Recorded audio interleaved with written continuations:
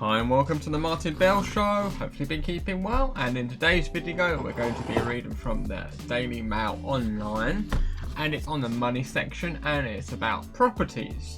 So the article's saying here the £1 million first time buyers, more than 6,000 new homeowners splash out £1 million in 2020, and 7% at first homes now cost £500,000 or £500,000. So 2% of buyers spent a 7-figure sum to get onto the property ladder in 2020, according to estate agent Hampton's International double at 2019. So I am thinking now, due to this virus that's been happening, people are re-evaluating them. Do they really need to go and work in the office? Or once this virus is over, can they continue to work at home and do their job at home? Because then you don't have to worry about the work environment, and you're in a place that you're happy with, in a comfy environment, and you ain't got to deal with the stress and the the office politics. You don't have to so much deal with it as much as you would normally have to, as well as there's possibility for overtime probably. As well as you don't have your travel expenses, you don't have to get up as early. When you finish work, it's not a long journey home, you haven't got to be around tons of people. So you can just shut, if you have like a spare room, you can just shut the door and then say that's my office, and once the door's shut, and then you're done for the day. So I think that could be another reason why people are now moving more out of London, because it's so crazy expensive. And that people are moving more to the countryside and realising there is some benefit to have some land. Because that is one of my goals, is to eventually to get a property that I have showed.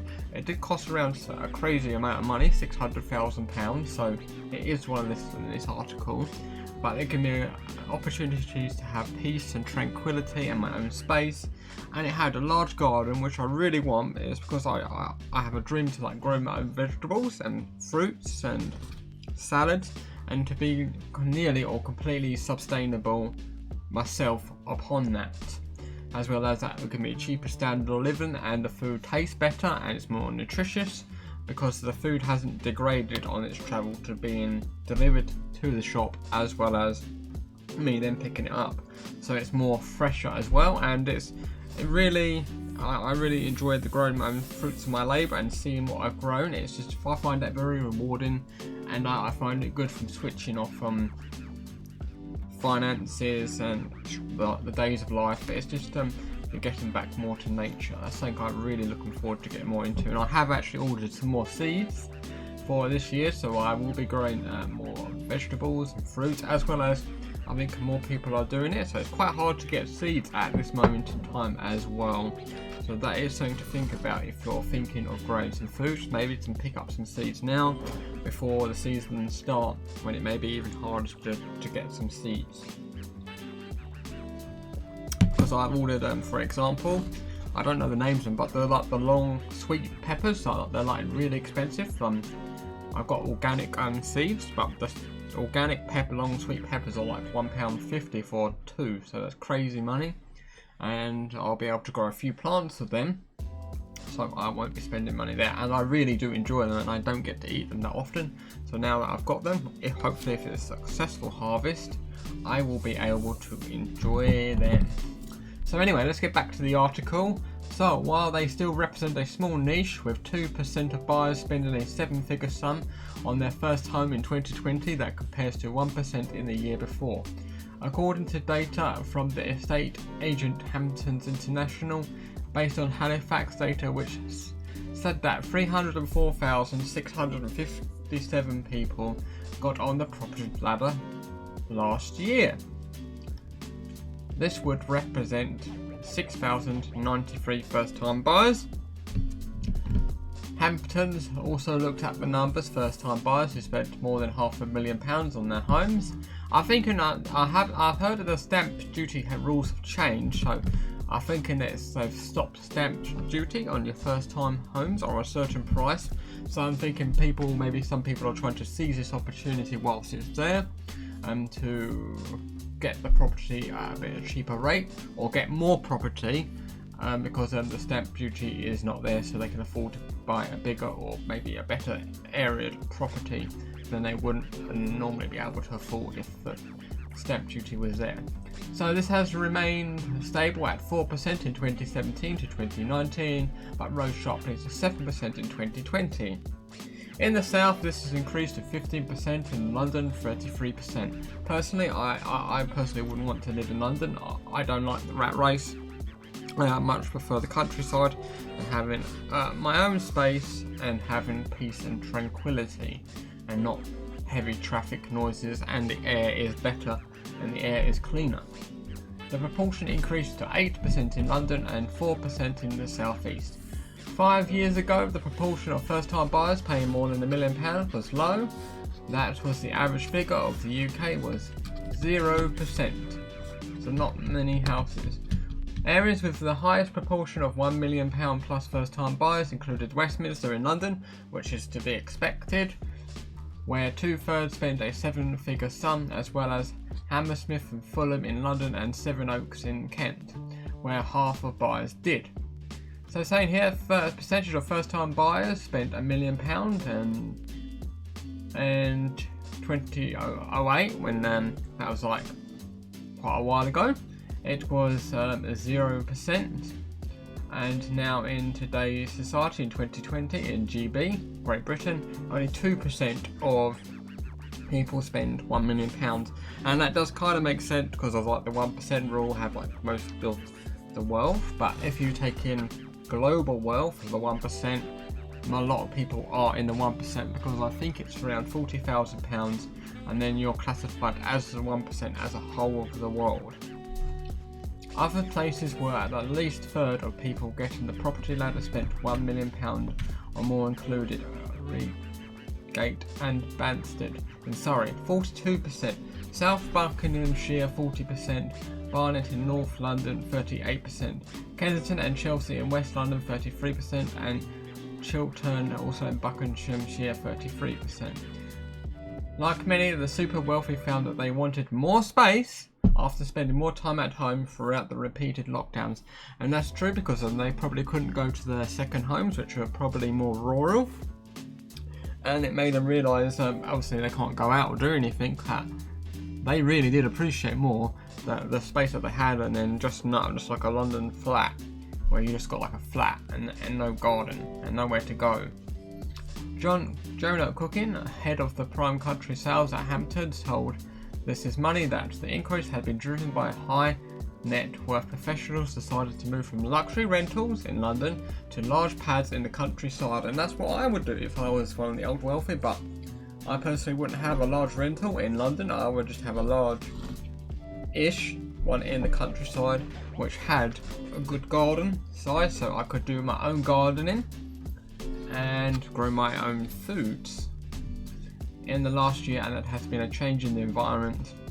She said, I don't think I have ever seen so many first-time buyers with so much money to spend, and they are all coming from London. And that's true, because now people realising after this virus is over, I can work from home. Do I need to go to London? And if say if I was going to London every day, that would be a £5,000 to £6,000 yearly train ticket for a inadequate service, probably not a great service, for £6,000 for a yearly ticket, and that's not even first class service either. So that would suck.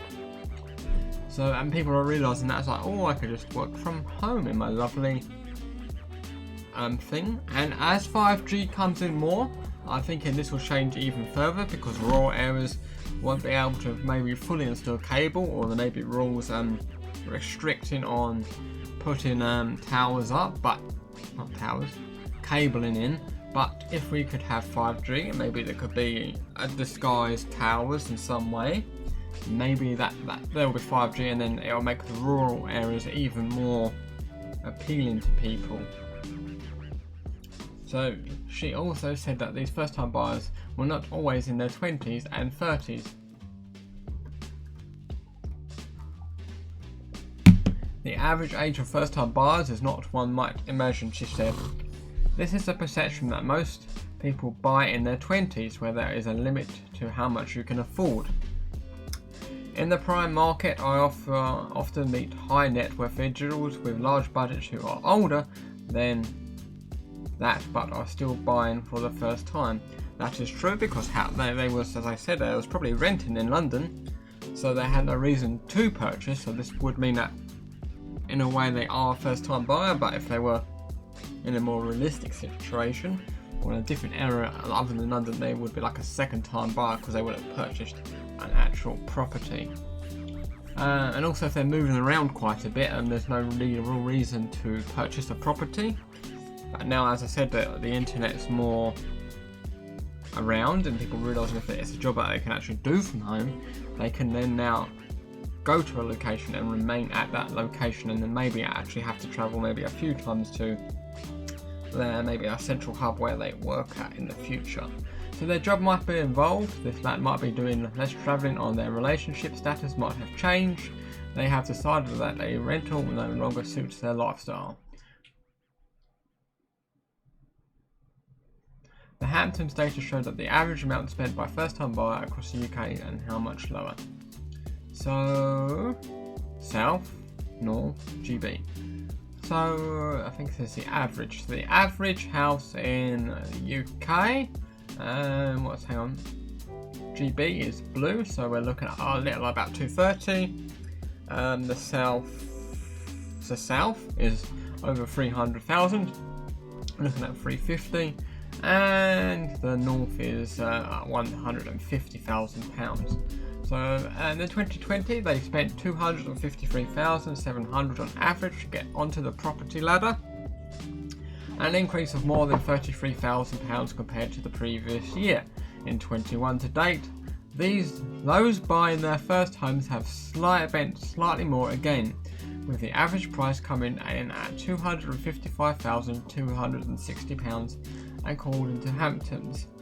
In the South, however, the average price being paid by a first-time buyer has fallen from £360,000 to £640 in 2020 to £352,800 in the first few weeks of this year.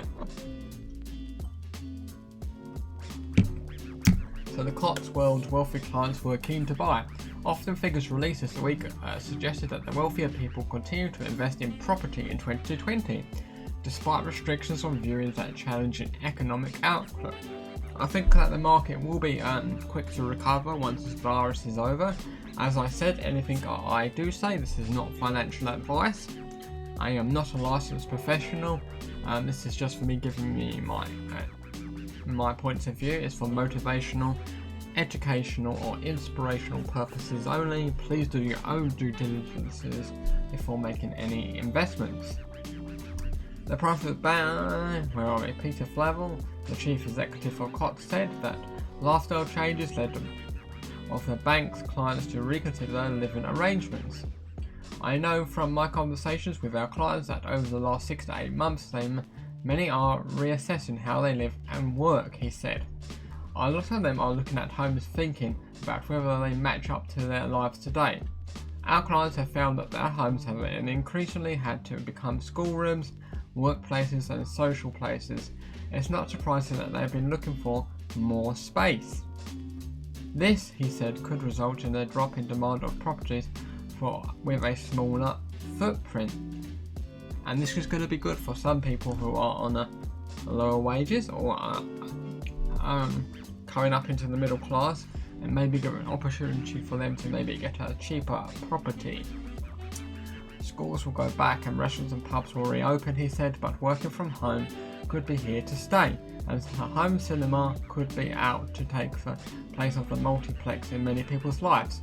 This could make smaller properties less attractive, which means if you're a new time first buyer, you could seize upon an opportunity or get an opportunity cheaper, and then eventually, once you build a bigger net worth, then you can eventually upsize if you can afford to, or even if you want to.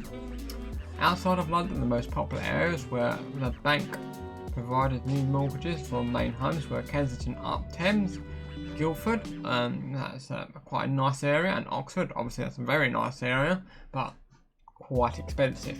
It's also recorded a big increase in interest in buying holiday homes On the back of the popularity of staycations through 2020, the number of holiday homes purchased by clients increased by 43% in 2020 compared to the year before.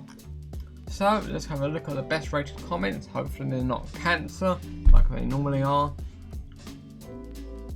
It's saying here, nowadays in many parts of London, including the crime-ridden bad areas that are now trendy, it's £1 million for a pokey flat made of a cardboard and fake bricks, plywood, and a £4,500 annual service charge, and rising each year as a leasehold. So that person is a bit OTT, and not all areas of London are that crazy expensive. And yes, we have to address the crime problems that they do have, but this is beyond the scope of this YouTube channel. That's not what this channel is about. We does need to be resolved, but I want to try to avoid politicalness on this channel, as it's more of a finance channel and motivational, getting your life into order, sorting out your life, and having a good time also playing video games, as well as documenting my journey of my investments as motivation to help you do yours as well. So if you want to see more of this YouTube channel, then please feel free to subscribe to my YouTube channel. If you click the bell notification button, you get notified when I next release a video. Also, we play video games, live stream and episodes, as well as I documenting right from scratch my portfolios on my SIP and my ISAs. So thank you for watching, take care, and I'll see you all soon.